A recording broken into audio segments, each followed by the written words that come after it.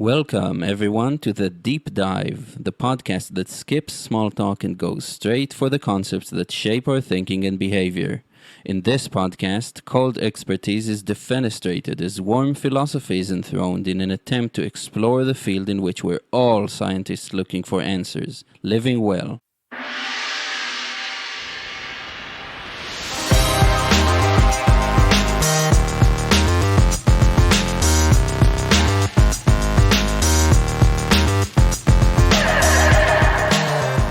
Hello, world. Welcome to another episode of the Deep Dive with me, Eyal Shai. I'm joined today by Patricia Hurducaș. Hi, Patricia.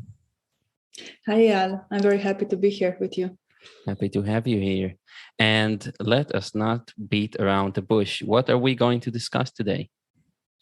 Today, I would like to talk about the unknown. It's a topic that I hosted a salon about in the beginning of this year in January, and I will actually end the year with another salon on that topic.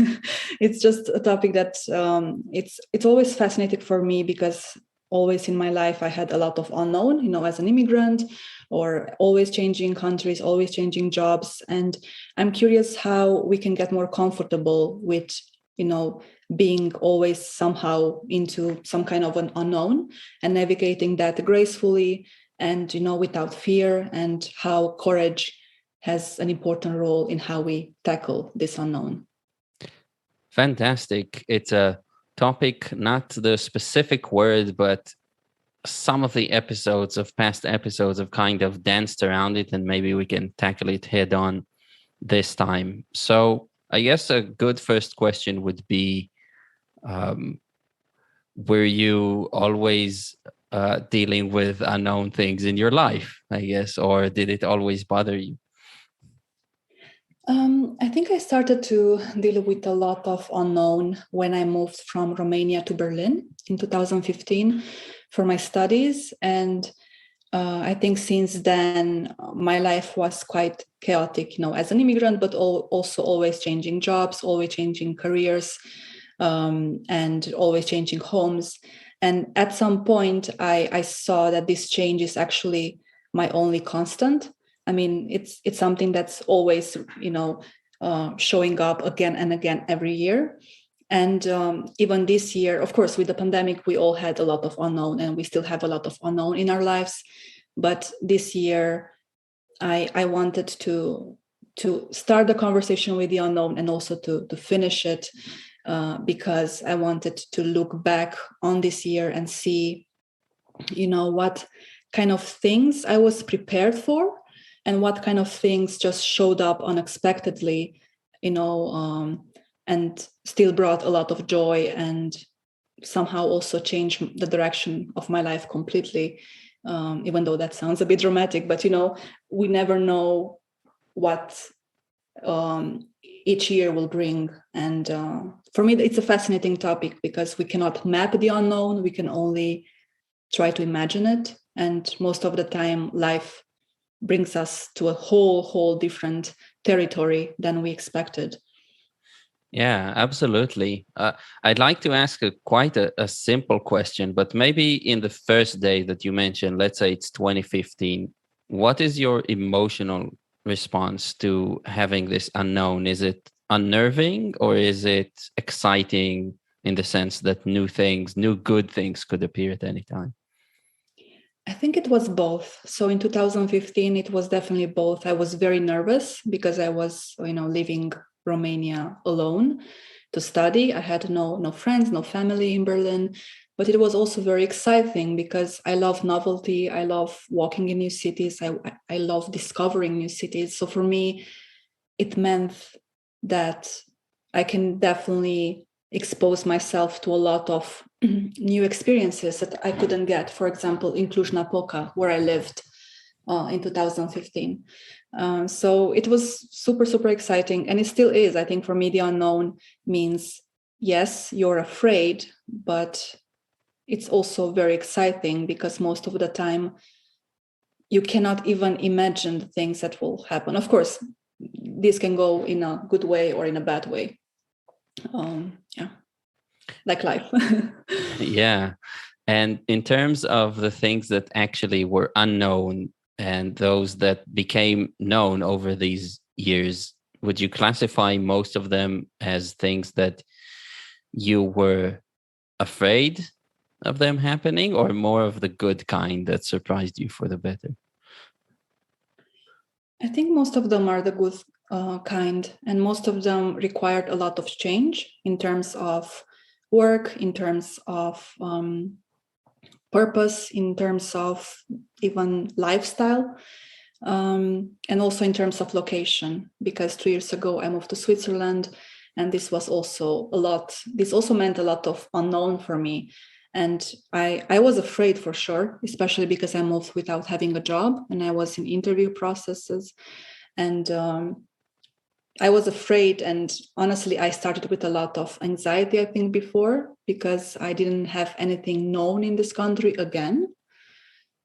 But I think most of the answers appeared on the way. So while going towards that unknown and making the unknown known in many ways. Mm-hmm. What are some of the measures you've taken to deal with this, either in terms of just everyday actions to deal with the unknown, like maybe you don't want to commit to certain things, or psychological, like have you found yourself doing any work to um, be better prepared for the things we can't prepare for? That's a very good question. I think what helped me a lot was to write about it, journaling, but also to map the unknown, even though that seems, impossible, but actually drawing a life trajectory, beginning from the past to the present to the future, and visualizing, on paper with a pen, some possibilities that can unfold next year. And that somehow grounded me in the sense that I wasn't so anxious while seeing some possibilities, and all of them were good or quite good, and they didn't, seem catastrophic. So somehow this procedure gave me some clarity. And of course, nothing can prepare us for the real unknown, because we never know exactly how life will unfold in 6 months. But at least we can have like a mental picture of where we want to go, how we want to be in that, precise time. And yeah, just live life and enjoy it in the process. That's fascinating to me. I read recently a book called Into the Magic Shop, by, I think his name is James Doty, something like that. He went on Sam Harris's podcast. I think he's a doctor and runs the, I don't want to butcher the name of the thing, but it's some wing in Stanford, I think, where he researches empathy, I want to say. Any case, when he was young, he came from a very poor family, and he had this thing where he started visualizing his future as a doctor. So he would see himself in the robes, going through the ward as he imagined it as a 10-year-old boy or something. And now you're saying you've done some visualizations. And for me, this has always been hard. So what was the process like for you? Were you literally drawing things? Did you have any sort of ritual before going to bed or when waking up to think about these things, or any of these things? Because I've always had trouble really having a clear vision of the future. I always started with the past. So what I would do is, take a piece of paper, a pen, and go 10 years into the past and 10 years into the future. And I started with the past, so I would stay quite a lot of time looking back at the events that happened in these 10 years, and how I changed, all the growth I had, all the projects I made, all the people I met. And once I saw that the past is so abundant, so rich, so many beautiful things happen, and most of them I didn't know before. So I never thought in my life that I will move to Berlin, for example, 3 years before moving to Berlin, or that I'll be now in Switzerland. Even 2 years and a half ago, I didn't know this, and here I am. And just looking at this excited me that, also the future, even though I don't know how it will be in the future, but it's still going to be as exciting as the past, because I have, living proof that things went well, even though things might have been painful at some point, or, very, very, I don't know, tiring, or, yeah.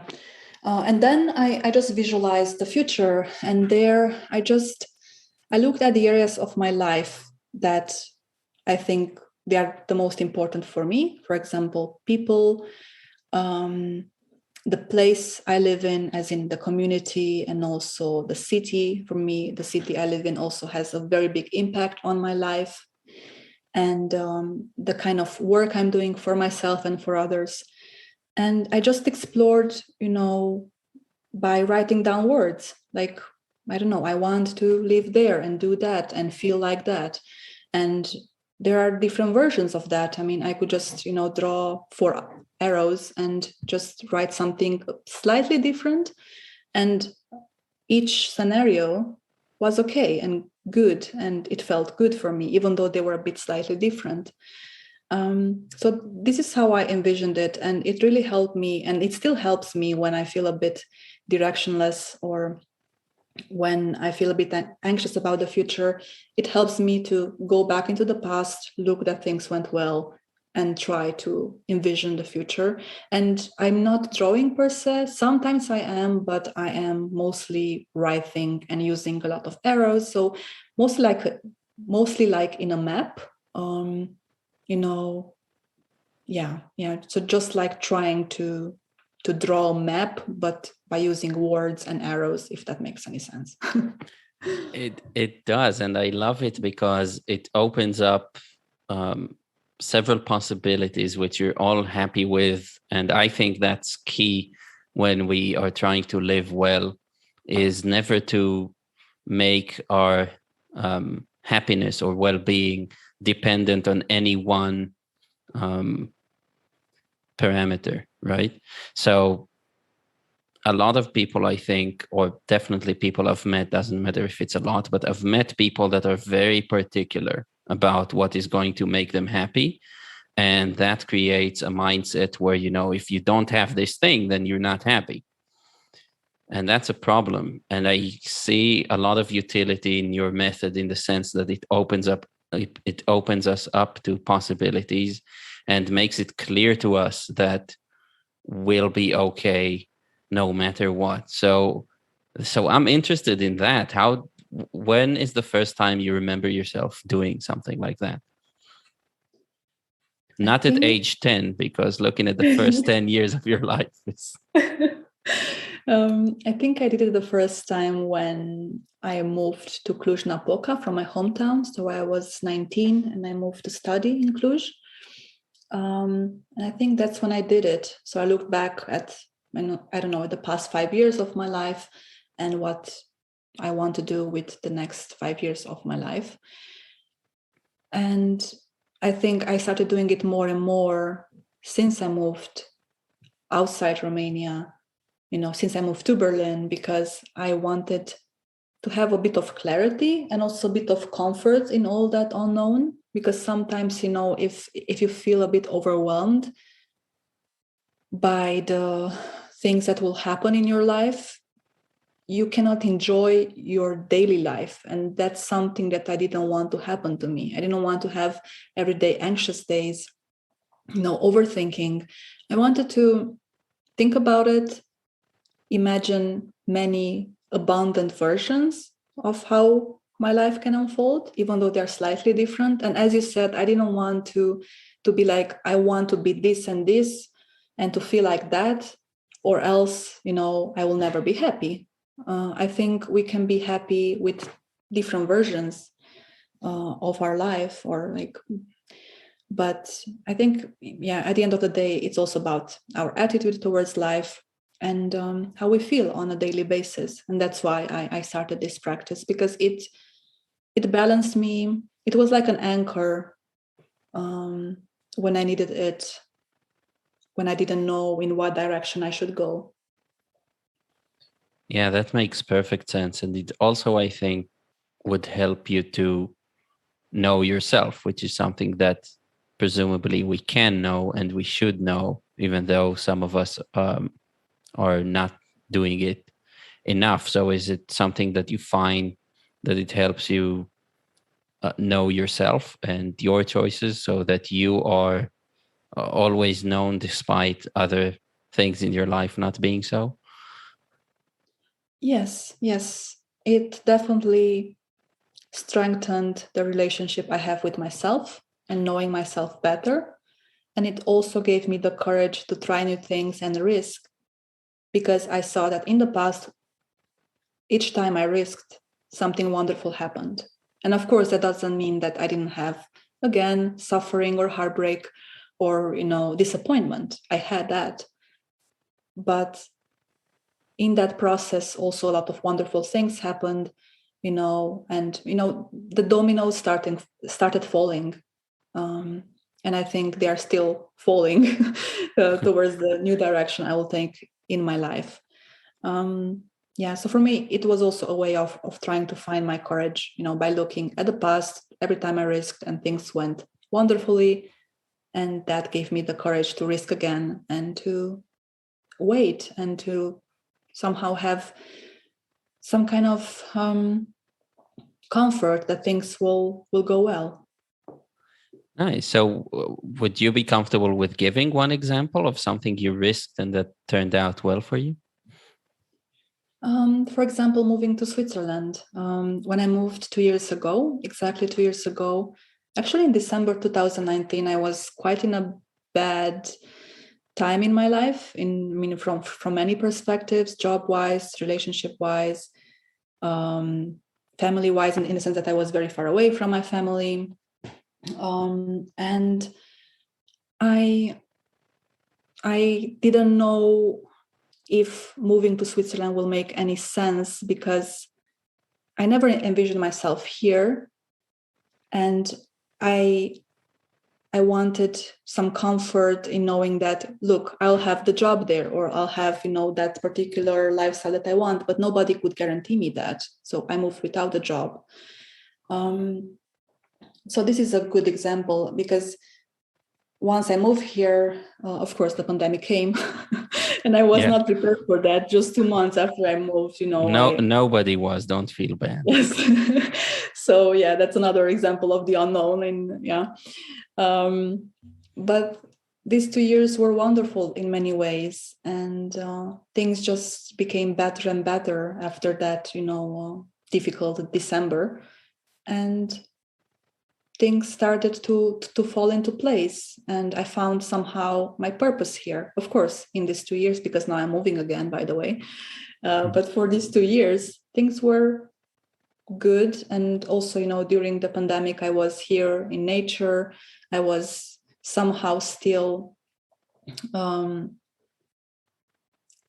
I had a lot of novelty because I moved in a new country. So I would just go out, and hike and see mountains and lakes, or hop in a train and discover. Even though we were in a pandemic, I felt like I had some freedom. And I know a lot of people didn't have, that freedom to see novel things because you couldn't travel. But because I moved to a new country, I could travel inside the country and discover it and make like some kind of an experiment out of it, like, or a game or a play, just by, going every weekend and visiting a new mountain, or, seeing a new beautiful place. So somehow by moving here, I also gave myself this world where I can discover new things and find beauty even in the pandemic.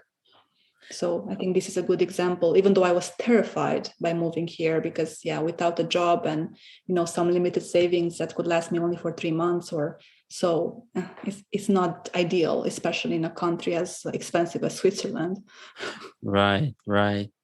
Yeah, I mean, I've been on a different journey since this pandemic, but I became a podcaster, and more of an artist and try to work and hone some of the skills and really my creativity in that time. And at that point, where I'm almost 2 years into this journey, I find that probably the worst thought that I have about the future is to go to something that is that has less unknown in it, aka getting a normal job or anything like that. Like, I dread it, and I wonder if for you as well, if it seems like not without hardship, but that you're flourishing overall in uncertain conditions, under uncertain conditions. And do you find yourself actually being almost addicted to it, where if things get too known, you want to move on somewhere? So you're asking me if I'm a junkie of the unknown? Yes. Maybe I am. I mean, because I love that you mentioned flourishing. I felt always that I am flourishing in the unknown because I love novelty and I love challenges. And I think I'm bringing out the best of me, under very tight deadlines or under very difficult circumstances. I think I see a part in myself that I don't see if I am, cozy and comfortable and just waiting for life to happen. So I think I am like that, and I think I will always be like that. And somehow I think I was always like that. Even if in this past 2 years I worked, in traditional jobs here in Switzerland because that's how I could keep my permit to stay here, and that's why I'm moving away now from Switzerland, because I don't want to work in a corporate environment or in a traditional job, and I also want to do something that you're doing right now, starting looking at money and work from different angles and starting playing with different income streams, which I already started. And that's why I'm also moving away from Switzerland, because I don't think in this medium I can flourish anymore. I think for the past 3 years, it was the perfect tool, to save money or to, try Switzerland for 2 years. But I'm moving because I also feel that if I would stay more, I would just feel stuck. And I already started feeling stuck like 6 months ago. So basically, the last 6 months are just a transition towards another period in my life when I want to experiment more, to be more brave, and enjoy life more. So does that follow any trajectory that you had on paper a while back? Do you find yourself actually getting, not to live exactly one of these trajectories, but does it usually go to a place where it's following one of these visualizations for you? Yes, because once I moved here in Switzerland, once I had a job, my goal was to stay here temporarily, so only 1 or 2 years, to save an X amount of money, so that in the following 2 or 3 years I can experiment in a more cheaper country, and do creative things online and not think about money being an issue, at least for the upcoming 2 or 3 years. So yes, this was somehow also visualized on paper after I got the job. I have to admit that I didn't know that I'll get a job in Switzerland, because I studied German literature and linguistics in Berlin, and I worked in data, but I worked very briefly. So, my career was like 1 or 2 years. Moving to Switzerland, was quite of a struggle, because I thought that I will not get a job. So I started with that mindset, because I was, not confident enough, even though, I got job offers. After I saw that it's possible for me to live here and to move from Berlin here, yes, I had a goal for a limited period. And once I accomplished that goal, now I want to go into the next phase of my life. I hope that makes sense, because I went into many directions now. So yeah, it does. I also want to explore something. I know that you are a creative person, and we're going in that direction as well. And in terms of your creative aspirations and creativity, where do you see the unknown connecting to some of these thoughts that you have on artistic work, creativity? So a little bit outside of the practical realm which we discussed now, or living arrangements and so on, in your work and in what you do, where does the unknown fit in?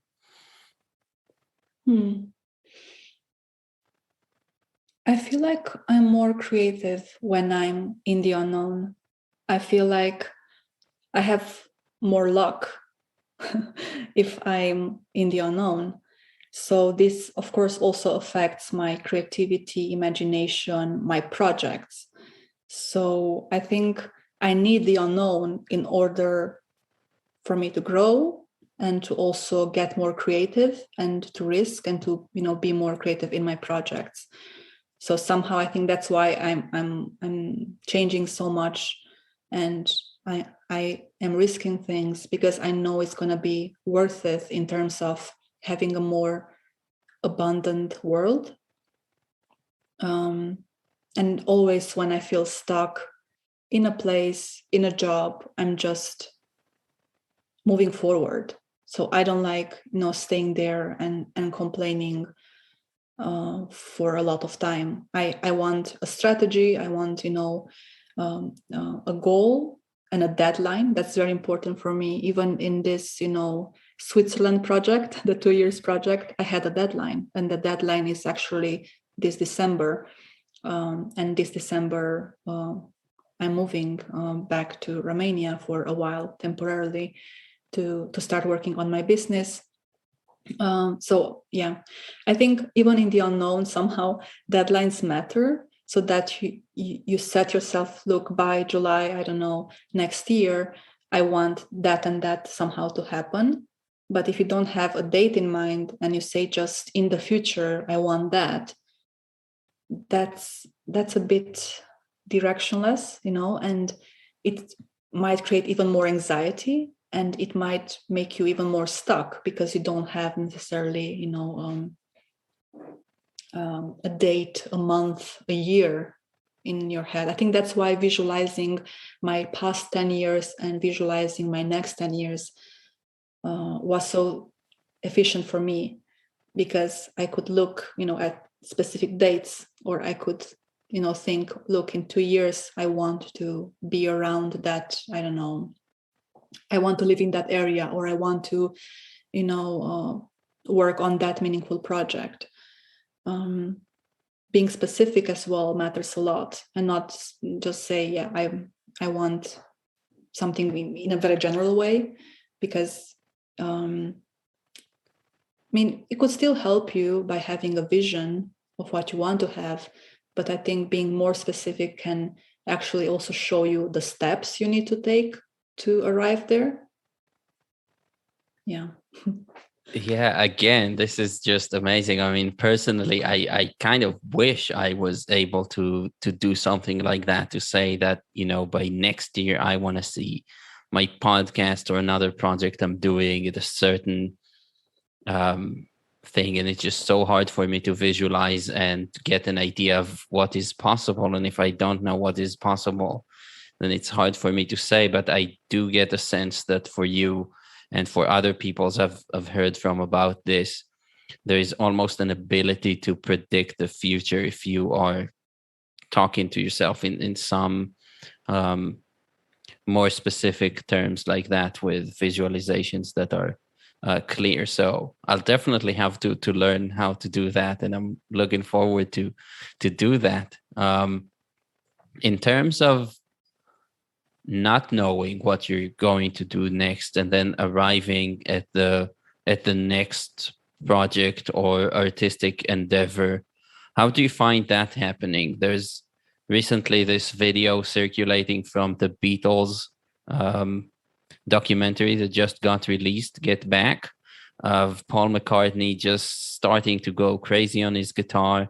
And at 30 seconds, he doesn't have anything. But then approximately 15 seconds later, you can see the beginning of Get Back just starting to form there from his riffing on the guitar. And I just wonder if you have any sort of equivalent to that you go through a process to come up with ideas, or do you just sleep on it, or what do you do to kind of stir things up in the subconscious so that they would bubble up? That's fascinating. I think just by jumping into the unknown, or by jumping into something that you don't know so much, this already makes you act on it. You know what I mean? I mean, just by having this, new surrounding and new way of adapting to a situation, I think this can help you in many ways creatively, and can give you, a lot of material to think about, and also to have a bit more courage to jump into a different project, and so on and so forth. So I think it's all about momentum and flow at the same time. And just by actually doing it, I mean, just by taking the risk and jumping, and taking a plunge into the unknown, I think that's the most important thing. I think, of course, it's also important to think about it a lot and to process it, but most of the time we learn by doing, and by being in those extreme situations, or in those novel situations, and just by adapting and seeing how we respond, because most of the times we might think that we will respond in a way, and then we end up responding in a total different way. But by doing that, we also get to know each other, not each other, but also each other, but more like ourselves more, because we get to analyze, why did I act like that if I thought that I would actually act in a different way.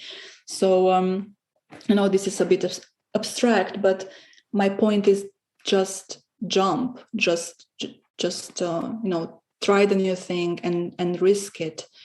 And of course, you can also alternate this with sometimes being a bit more prudent, so you don't have to always risk everything. I think that's also, maybe a bit too anxious. I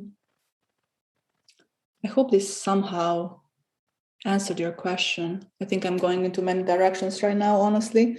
Well, so just do you have but in terms of the ideas, do you have like light bulb moments when they go off in your head and you're just quicker, do you think, than other people? You're not being hard on yourself and saying this wouldn't work, but you're more likely to actually seize the opportunity and follow it and try making it happen, if it's an artistic project or even a move somewhere else. In a way, don't you have to be more spontaneous than usual, in a sense?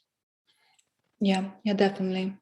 I think sometimes I'm also acting on my gut feeling. For example, in Berlin, in 2017, I was walking down a street and I saw this little gallery, and I entered inside the gallery, and I started having a conversation with the owner, who is also Romanian, and I didn't know when I entered into the gallery. And on that, in that moment, on the spot, I thought about having a mini interview with her, and I never had interviews with strangers or people before. And I recorded the interview, and I told her, look, can I publish this on my blog? But I didn't have a blog. I just wanted to create one that night. And I did that. And that's actually how my blog, Flaneurs Project, started, just by realizing that now I actually want to have interviews with people in written format, by asking them, I don't know, some questions that I find meaningful. And also in this blog, then I started experimenting with small essays, with poetry, with different forms of writing, with galleries, virtual galleries. So yes, in that moment, I definitely acted on an impulse, on a whim, because I just decided to enter in that gallery and not tell myself, this will be weird because, the gallery owner will refuse me, or sometimes some gut feelings are too strong to ignore. At least this is how it happened in my case, not only in this specific case, but also in other cases. Sometimes this feeling is too strong not to act on it. Of course, for that, you also have to be very self-aware and to know what you want, to also have a good relationship with yourself and not to just shove these thoughts and impulses and this kind of meaningful moments into a corner and say, I'm not good enough for that, or it's not now the time, let's wait on it. So I think it's difficult to give like a very, very clear answer, because I think everybody is different and everybody has a different relationship with themselves, and everybody reads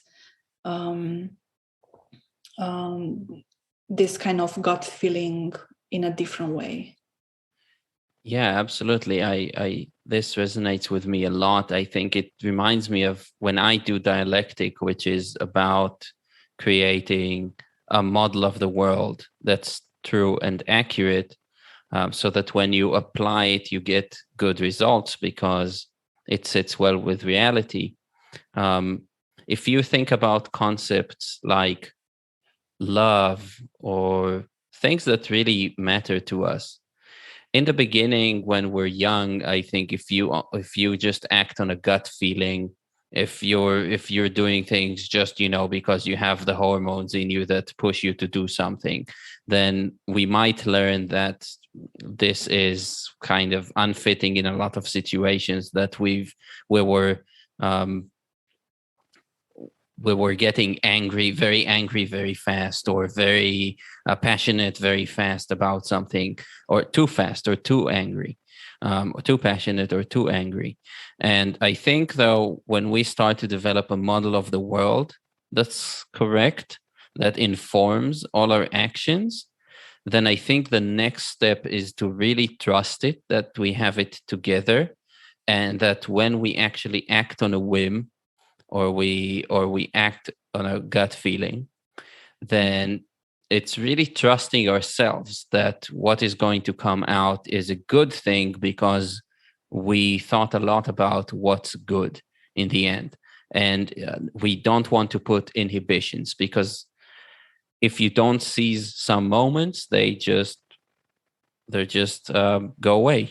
Some opportunities and chances, they literally will not come back. So I think it's a big move forward in terms of living well, to have the right framework in terms of what you're trying to achieve in life.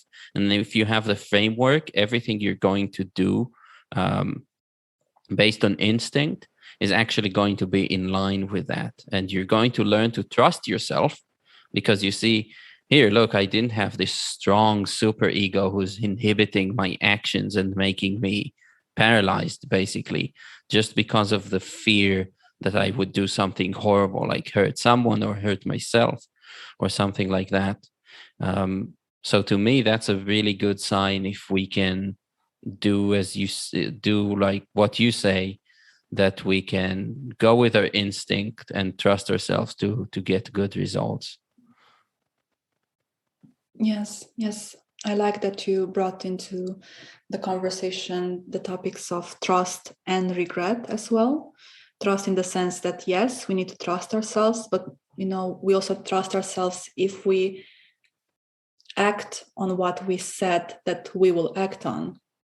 And this is how we also get more confidence, self-confidence, if we show up always or most of the time.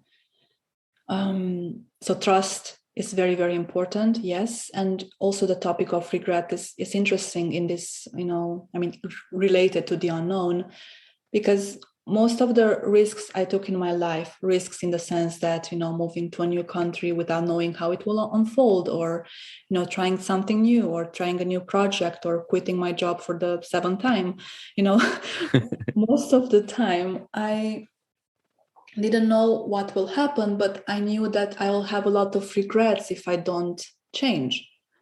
So that's actually also one driving force behind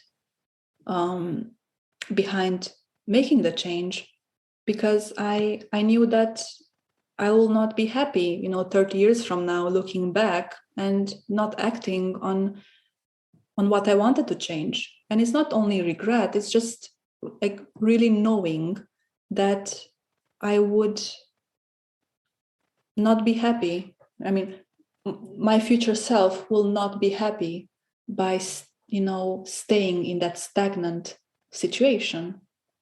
And that's for me a great, great driving force, because I think this is also related to knowing yourself a lot. And we can always know ourselves better, and this also relates to having a good relationship with ourselves.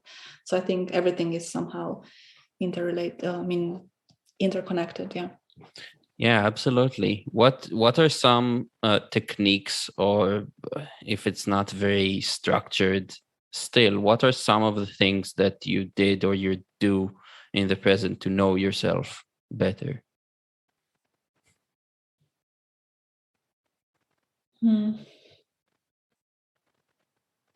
Having a lot of conversations with people I really care about and I really admire about life.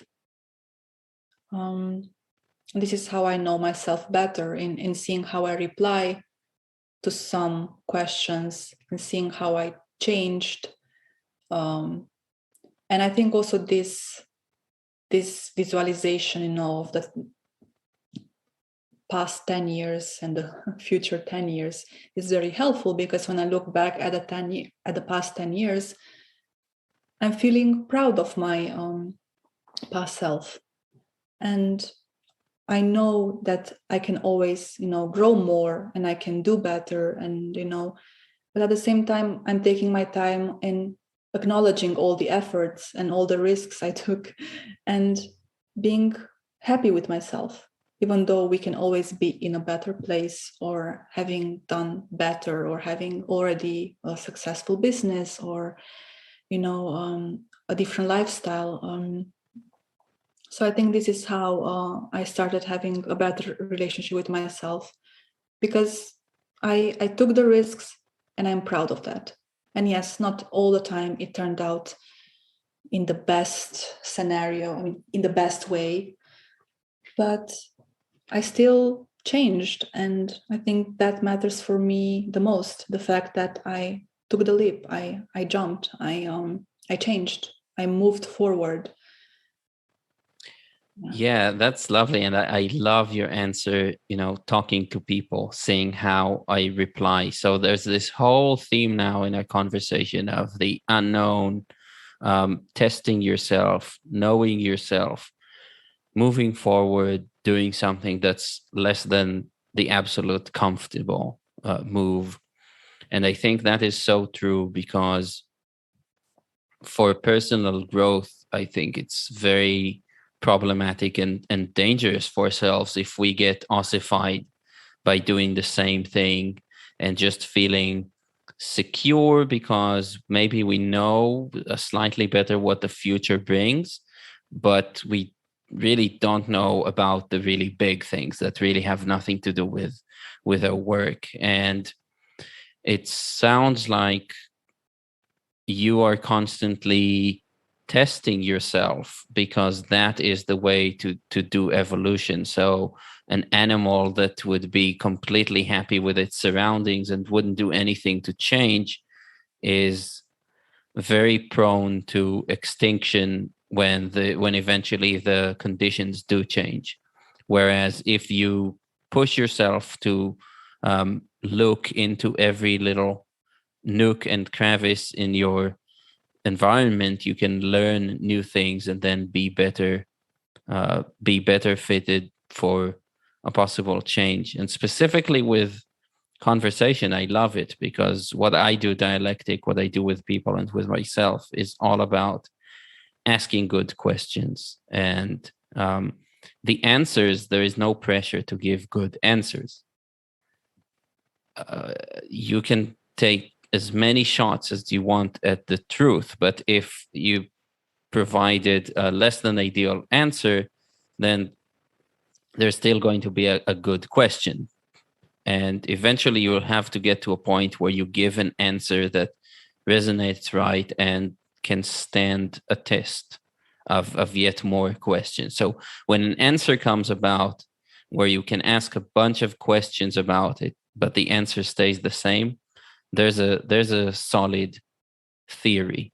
And it's not actually very trivial that you go out there and you put yourself out there as the person who says, bring it on, metaphorically. Ask me those questions. I want to be wrong because that is the way to be right in the future. And I really like this answer. I'm thinking also about the fact that we just have the illusion of the known, nothing is for certain. And, however cliche that this might sound, but nobody promises us tomorrow, even though, we have the safe job or we have the loving family. Tomorrow can be very different than, and is very different than today. And I think this is also something that gives me courage, knowing that having things under control or thinking that we have things under control is just an illusion. It's true, but not true, everything can change, in an instant. It just takes 1 second to have your life completely change, by, I don't know, the death of a loved one, or by having the Damascus moment and seeing that, I don't know, you want to change your life completely, and it's just this kind of illusion that we have safety. We have safety, yes. We have a roof under our heads, and we have good food, and most of us, of course, because there are also people that unfortunately don't have that. But you know what I mean, in the sense that we have a safe environment, or we think we have it, but life can change in an instant, tomorrow, and even today, still, like in the evening or at night. And I think this gives me courage to change, because I know that things will anyway change for me. Life will change anyway. Yeah, so I know how this realization dawned on me, because I had a very traumatic event that led me to understand that everything you just said is the truth, not just conceptually, but really happens. And I wonder, can you trace back your thoughts about it? Like, how did you come to this realization? Did it also take a major blow, or was it something more gradual that you just stumbled on while thinking about how the universe is? I think it's something that I stumbled upon while thinking about life since I was, a child and a teenager. I was always on the melancholic side, in the sense that I always saw that life is fleeting. And even, as a child or as a teenager, while I was, I don't know, cooking with my grandmother, I knew that those moments are limited. And maybe it's, I don't know, I know it's a bit morbid to think about it this way, but I knew that maybe I have 20 more times in my life with my grandmother like this, in this kind of scenario, or 10, or sometimes even less. As an immigrant, you see your parents once a year. And if you do the math, maybe you see them, I don't know, 40 more years, or I don't know, depending on their age and on your age. So yeah, I think the fact that I'm always thinking that life is fleeting, life is short, and we never know what happens tomorrow. So this kind of memento mori, this made me think about this way, since a long time ago, having this deep realization in a moment that this moment will also go away, and maybe it's the last time you're doing that with that person or alone in that city. And of course it's bittersweet, it's very good that you can appreciate that moment, but it's also a bit painful, because you also see the fact that you might not have that moment in your life again. but this is also something that gives me courage, knowing that life is fleeting and life is short. So I need to act on it. Yeah, absolutely. I mean, I don't know if you're aware of this, but this is literally like a stoic exercise, right? To think that anything you do might be the last time that you do that thing. So it's really uncanny that you just kind of grew into that with your thinking. I feel the same. I mean, I know you're not a parent, but to me, with my daughter, it's just absolutely insane to me that people have children and then just go back to work sometimes immediately. Sometimes they never even take time off, especially fathers, Um, and I'm thinking, what did you have this child for if not to spend time with them? Now, of course, I'm aware of my privileges and the type of lifestyle that, and the, my financial status that allows me to do it, and everything that goes around it. I'm deeply aware of that. And yet I see a lot of people that could have probably taken the choice that I made to spend a lot of time with my daughter, and they don't. And even on the day, so their children go to like a caretaker for 5 days out of the week for 8 hours. And then they also have the option to send them there on Friday. And to me, it's like, oh, well, on Friday, you don't work. So, of course, you're going to spend it with your child. Mm-mm. No, they opt to send them for another day to the caretaker and just chill with themselves. And I know because they're tired after a week's work. But still, to me, I see every moment with my daughter is so precious, and with my wife too, that I'm quite amazed to look around me and see so many people being content with, yeah, just happily visualizing their next holiday and just being content with that, not really pushing for being there every day. So yeah, I'm definitely with you on that. What are some of the other angles that we could approach the unknown from your experience? Like, does it come up in any more domains in your life?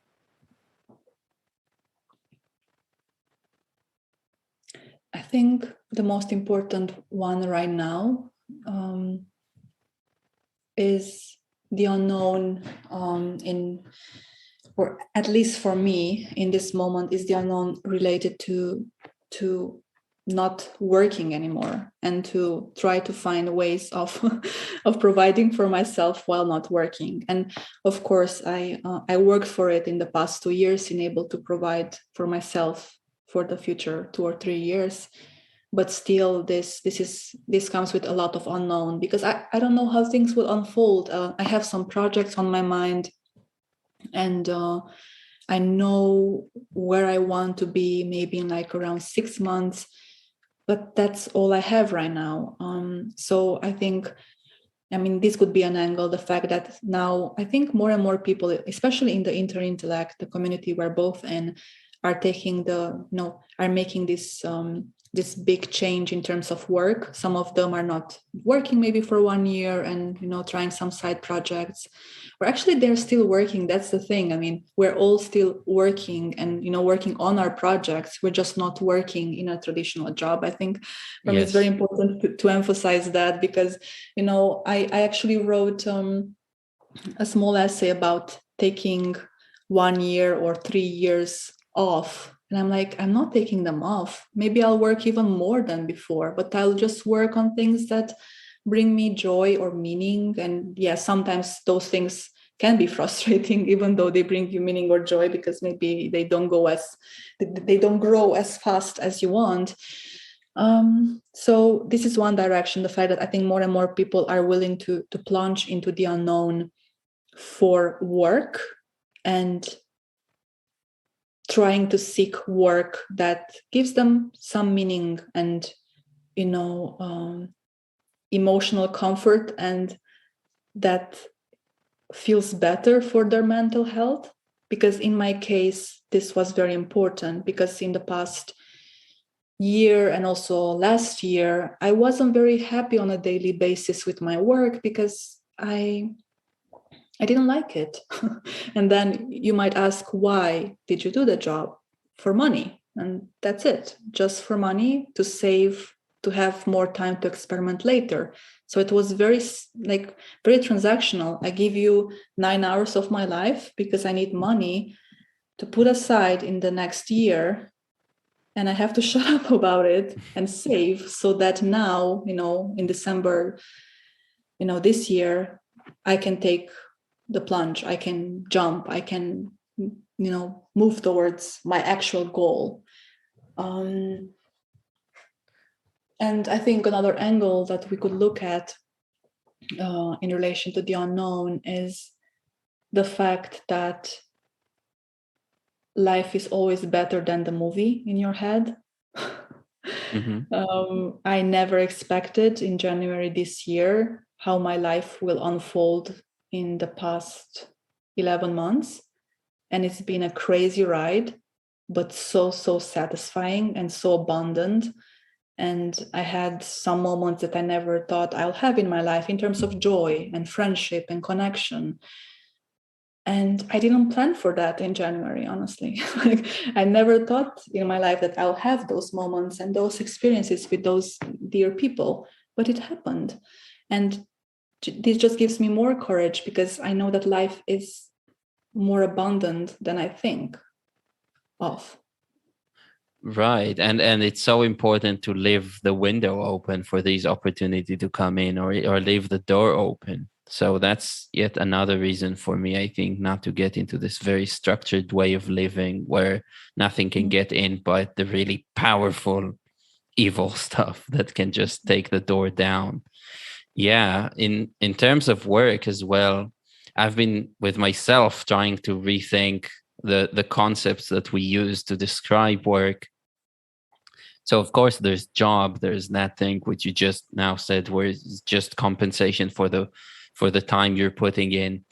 I've been trying to think about the different motivations, because they seem to matter a lot. So are you motivated because you are coerced by circumstances to do something? In other words, somebody's behind you with a whip.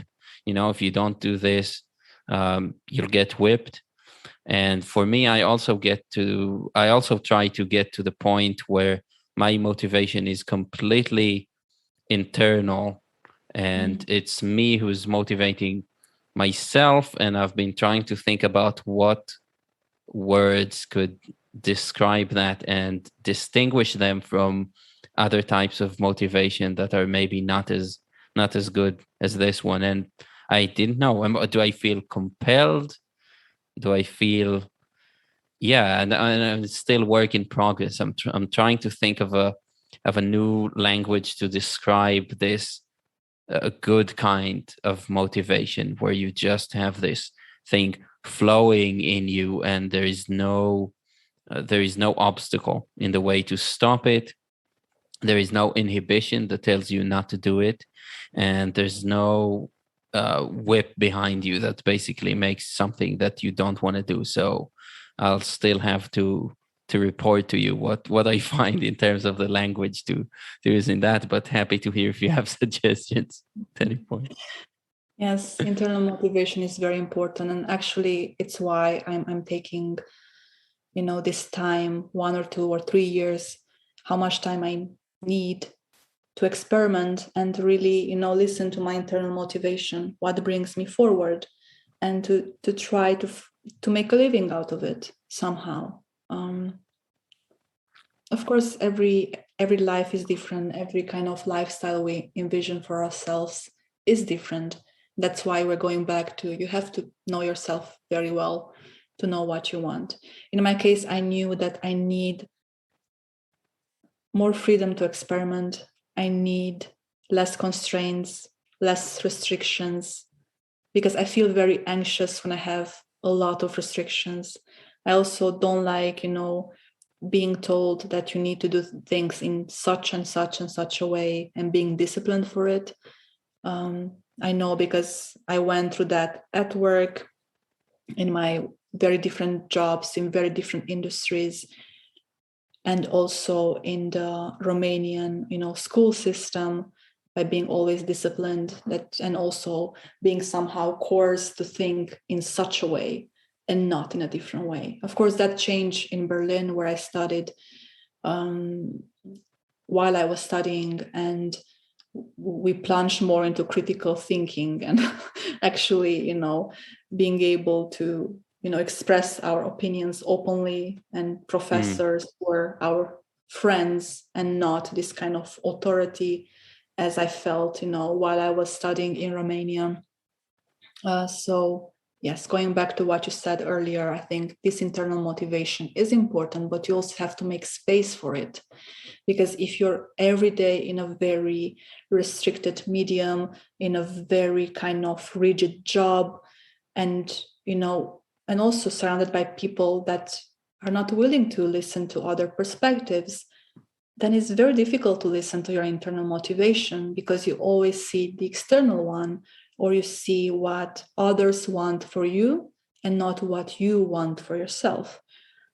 And this is also very important thing to keep in mind when you are making a change and you're plunging into the unknown.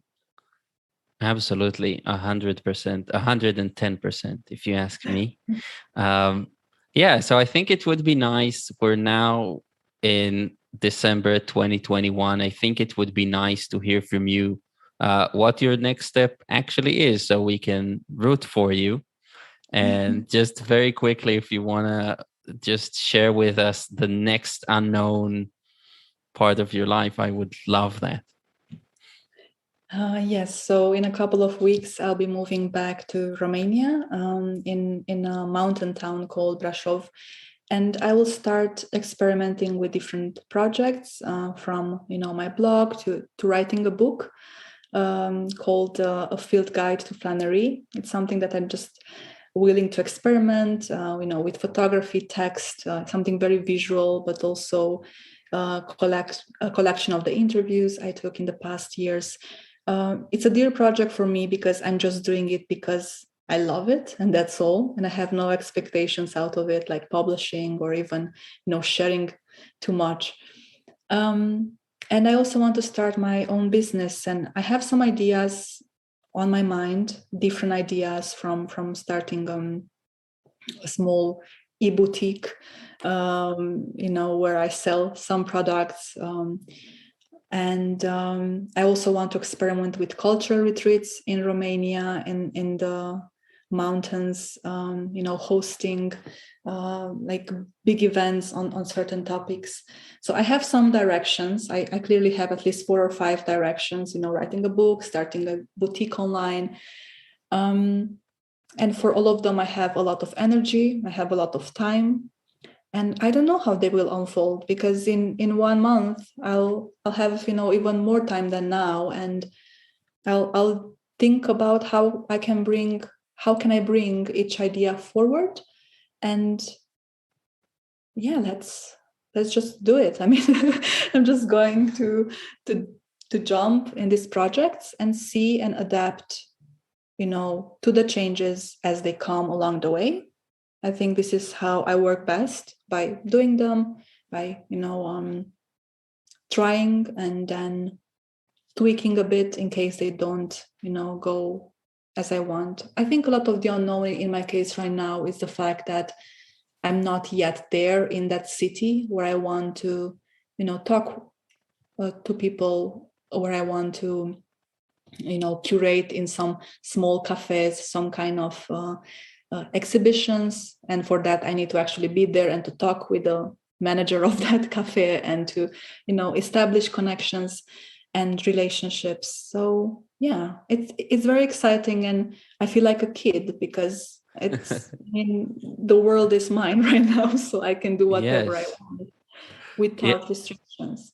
Yeah, that's amazing. You put a big smile on my face, and you got me excited, and I'm rooting for you. And if we go by your past record, then we can clearly see it's going to work out. Yeah, this has been lovely, Patricia. I'd love you to share with everyone listening some places where they can follow you and your opinions, your projects. Yes, if you want to start a conversation with me, you can find me on Twitter. I'm mostly on Twitter.